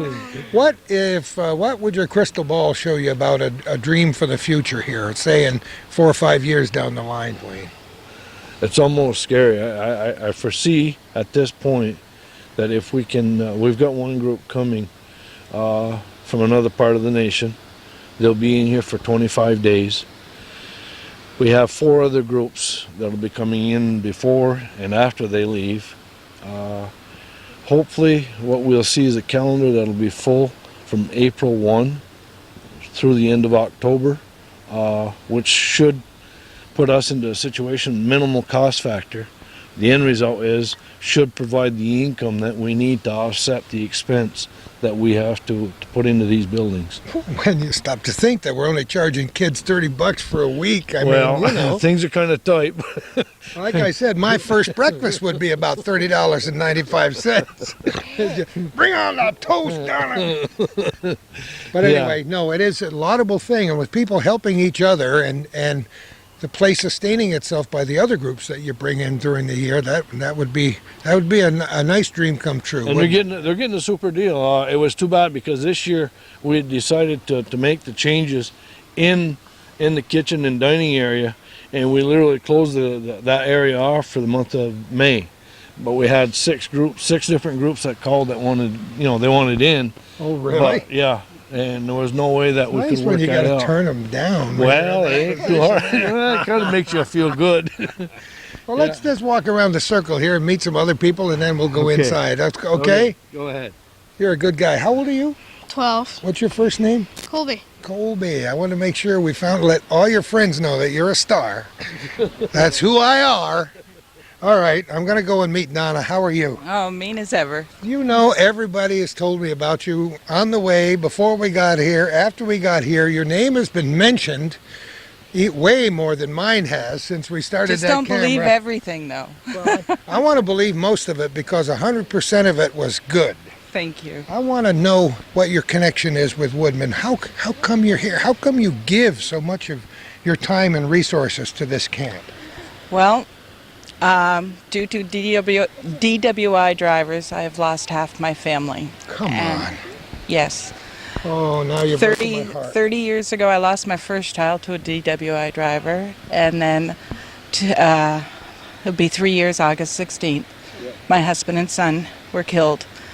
My oldest son called Dwayne Langlois, and he came in, and he literally took me under his wing. And when you're going through a shock like that, I don't mind telling you I needed somebody to hold me. And Woodmen was there for me.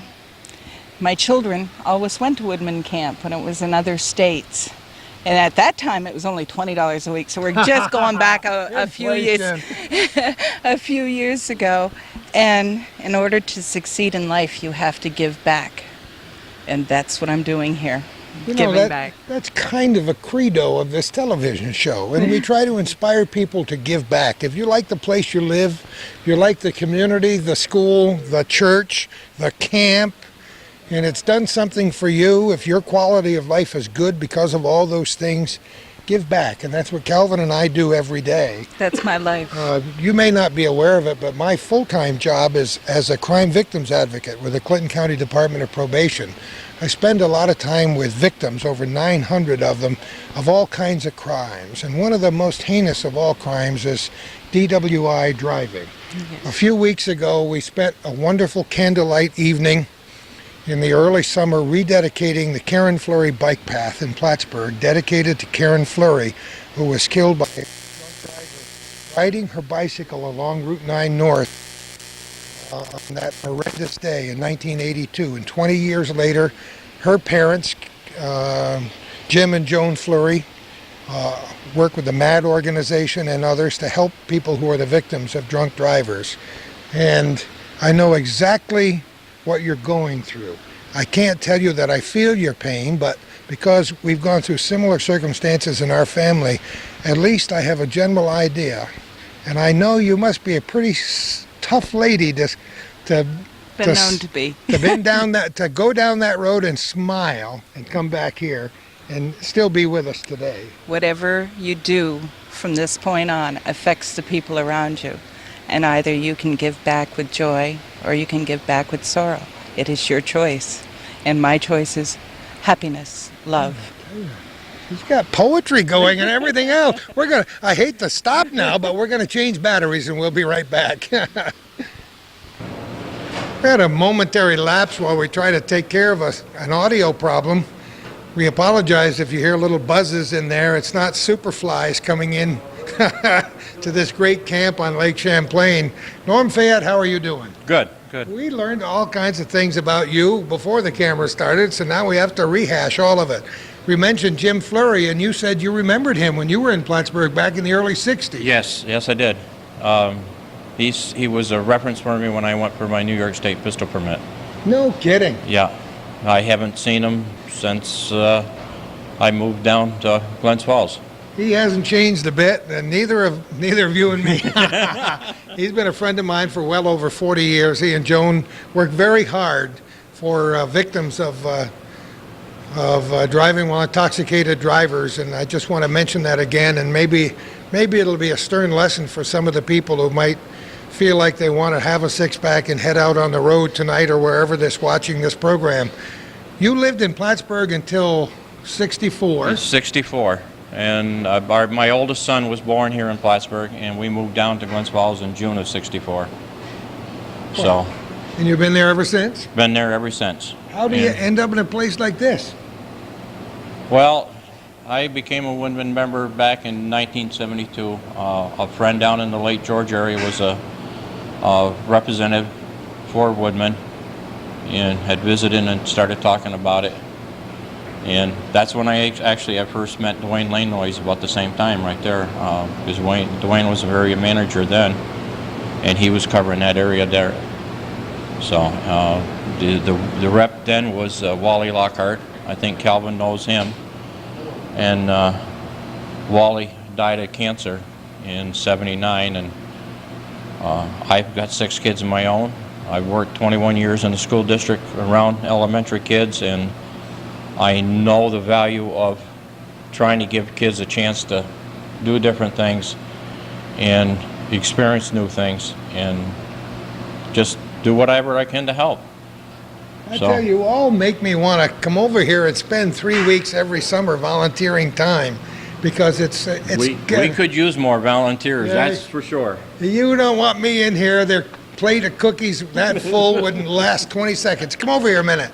I wanted to. It's the best treatment. So this is where you want to volunteer. Oh, I'd get good treatment. I have ways in kitchens that go back a long time. You might say they're legendary. I have in my hand, I don't know if Calvin can find the 99 on the bottom of that sheet of paper, but that has some meaning for you, doesn't it, young lady? Oh, it certainly does. In Vermont, your test scores or your inspections for your state inspection reflects all your ethics in my eyes. And when you can pull a 99, you know that other people see your intentions. So how big was the team that came in here to do the inspection? Was it one person? One person came in. You started with fried chicken. No, no, And no, you no, no, ended no, no. up- It's not a taste testing sample now. It's not the quality. It would be if I were the person doing the test. It I is. would take all the bribes way I the could kitchen get. is run. It is the amount of people in the kitchen. It is how clean the kitchen is, how sanitized, how the ability to treat every problem as it comes along.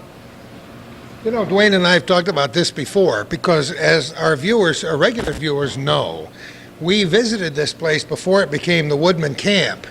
And we were absolutely blown away by the number of things that came along with this camp. Oh, yes, I was too. I think my secret passion has always been the huge mixer that's in the other room. And it was in very bad repair, and even the state inspector last year laughingly said, "Well, ma'am, you're never going to get this clean enough." I did. Never give you a challenge, right? 'Cause you're That's going to be right. up for it. Huh? You better believe it. So this is where the meals are prepared. It's like absolute torture to bring me in a kitchen with plates of cookies on one side and cakes over there. And what are those, hard-boiled eggs or rolls or what? Well, that's a future potato salad. Not if you let me over there. Future anything, I'll tell you that. Yeah, just the Potato one. salad, macaroni salad. Fruit salad is sort of what I'm known for here. Are I you mean, really? the kids really like my fruit salad. But we do 2 barbecues a week, and our menu has a great variety, but it's hometown cooking. You know, hamburgers, This is my stew, kind of and place.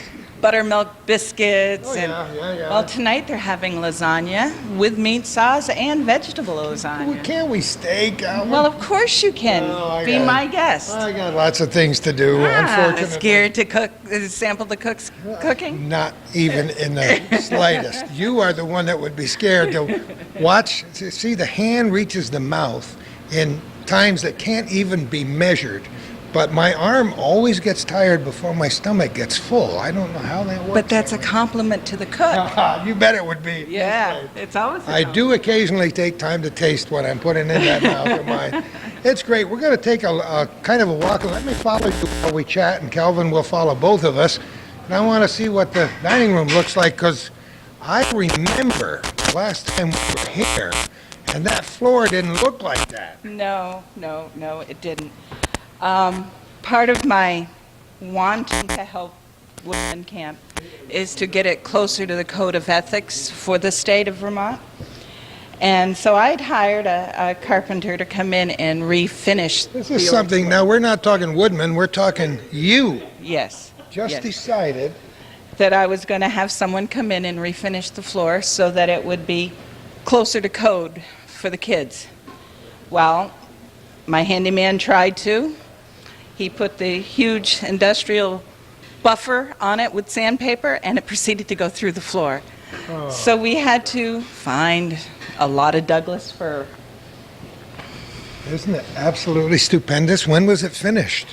He came in on the 2nd of May, and it was done on the 31st of May. But he has extreme work ethics too, and he was working weekends and everything else. And luckily enough, he never charged me for his working on the weekends. Come on. He knew I was donating to the camp, so he donated his working extra to get it done for the kids. I think that might be part of the big secret for the success of this place is people who just decide to help out. Why not? I love Is it not our kids that we have our future? Yeah. And if you don't give, Yeah. You got to give back. I think if we've underlined anything about a good philosophy of life, it's giving back. And this has proved it. And I'm sure the way we inspire the kids that are here, they're going to spend their lives giving back based on what they've experienced here, don't you? I hope so. If you can only just touch one heart, then you've done your life. I know you've touched many. For that fruit salad? Come on, give me a break. You know what? Our time is just about up, but maybe we'll go outside and wrap up this edition of our little corner. Well, we've walked down to the edge of the camp. We got a beautiful view of Lake Champlain, and our microphone works perfectly. So what else could you ask for on the end of your program? Calvin just said that we should mention the name of a ball player that you played ball with again, because it may have been lost in the translation with our scratchy microphone. Well, I've been pretty lucky over my years, and they've extended now. You know, I'm into my late 40s here, and encountered a lot of great athletes. But one of the first athletes I ever encountered was when I was starting out, when I was still in high school, coaching Little League Baseball down in New Hartford, outside the Utica area. And Andy Van Slyke, who was probably a 9 or a 10-time All-Star in the major leagues, and played about 15 years in the majors, starting out with the Pirates, and actually was in the same outfield starting out with Bobby Bonilla and Barry Bonds, who everybody knows who Barry Bonds is Pretty today. good company. You know, he just, I know he hit one home run last night in the All-Star game. So Andy Van Slyke, and then I'd mentioned to Kelvin that when I was growing up playing Little League myself, Boots Day was in our organization in Little League in West Utica, who played many years for the Expos, and Dave Cash, who played many years for the Phillies, and he actually played for the Expos and that. So I've been pretty blessed all through my life, right through my years of coaching hockey at Salmon River, and now the opportunity to coach my own kids and everything in sports in Little League. So yeah, I've been lucky, and then to come across a job like this. I run summer camps across the country in the sport of hockey, but this is not a sports camp. This is more or less an all sports adventure camp, and you know, my kid goes to some of the best hockey schools in the world with NHL players and everything, and being a hockey coach in that, he prefers coming to the Woodmen camp more than all those, and that's with NHL players there. So he really enjoys it, just like you've seen today. All these kids here really enjoy it. Isn't that a great testimony of this place? I mean, people can hear me gush about it and look at pictures all day long, but to actually watch these kids in motion today and watch your crack staff working with these kids is an inspiration to me, and we hope to everybody. As I just listened to you talk about your childhood and growing up and playing ball with these guys, I think to myself, as I've said so many times on this program and elsewhere, much of what happens to us in life is things that we decide are going to happen. Sometimes we make our own luck. Some people like to sit around and whine and moan about what their terrible life is. A perfect example is that young lady in that kitchen has had about as terrible a life as anybody has had, and she came out of it smiling and smelling like a rose and ready to go in there and make cookies. Yes, I did have a couple cookies for the kids here, and I think that's a good thing for all of us. I'm sure that's the way you feel, that's the way Calvin and I feel, and yeah, you got to get up in the morning and say, okay, this is going to be a good day. Well, that's absolutely true, Gordy, and you know, I know we're wrapping up now, so I want to mention a couple things. We had talked about the beautiful Lake Champlain, and right down the road here, how we use the beach at St. Anne's Shrine for the canoeing and the kayaking and even swimming and fishing, just to throw that in with the lake behind us. But when we were walking down here, we talked about the staff and the grounds here and everything, how neat and clean it is, and how the kids are absolutely not a shred of paper, anything, anywhere. You know, we put a lot of work and effort into it, and the kids are all well supervised. And you heard the nurse and the other employees talking about you know, how well behaved and what a great group of kids it is and everything. And you know, you mentioned Donna, and Norm is a retired guy that is a Woodman. He's on the youth board and everything, and they come up here and volunteer their time and services. And you mentioned how Donna went through a lot of hard times and everything, and Woodman was at her side, and she's very appreciative, and she gives back. She's a great worker. The food is great, and as you can see, our whole staff, I mean, they're very friendly, they're very educated, and they're experienced and trained in their fields and everything. To work with these kids, it's a great opportunity for these kids and their families to have that kind of training behind them, and it makes my job, you know, so much easier and everything. As you can see, every one of these guys got shirts on, and you guys got hats on, and Dwayne and everybody. I don't wear a hat because I've always told my kid, you know, Jose Canseco and some of them guys in the dugout, they don't wear hats, and they always got all the hair. And Howard Johnson, some of these guys, they take their hat off. The ones that wear them all the time were bald. So I tell them, don't wear a hat because you'll go bald. But they all got shirts on and that too. And I got to show, because I know I'll take heat about this. Everybody, when they see the tape here, will say I was the only guy that didn't have a shirt on, and I do. I want to There it show that is. I do have my Woodmen. staff shirt on, but Camp it's St. Anne, Isle LaMotte. okay. You And did your advertising for the day. and I want to present Calvin and yourself Oh, beautiful. Thank you so with much. a Woodman shirt. He's got the right number of X's on mine. I don't know about Calvin. Well, they shrink. Yeah, but So I I'm gonna present don't. you guys with a shirt also here. Oh, that's wonderful. Bill, I just want to thank you so much for inviting us here today. It's been terrific for me to watch something like this grow. I know most of those kids who are running around out there right now will be first in line to want to come back here next year. The little gal we talked to had been here last year, and I'm sure she'll want to come back.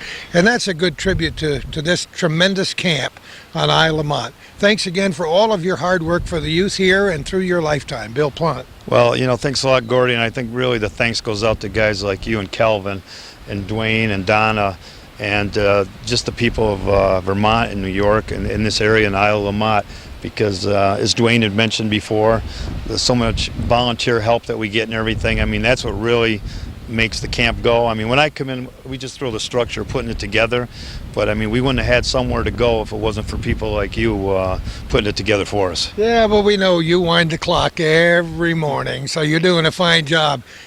Thank you, North Country, for watching our program and supporting Hometown Cable and everything we do. And who knows where we're going to be next time for our little corner.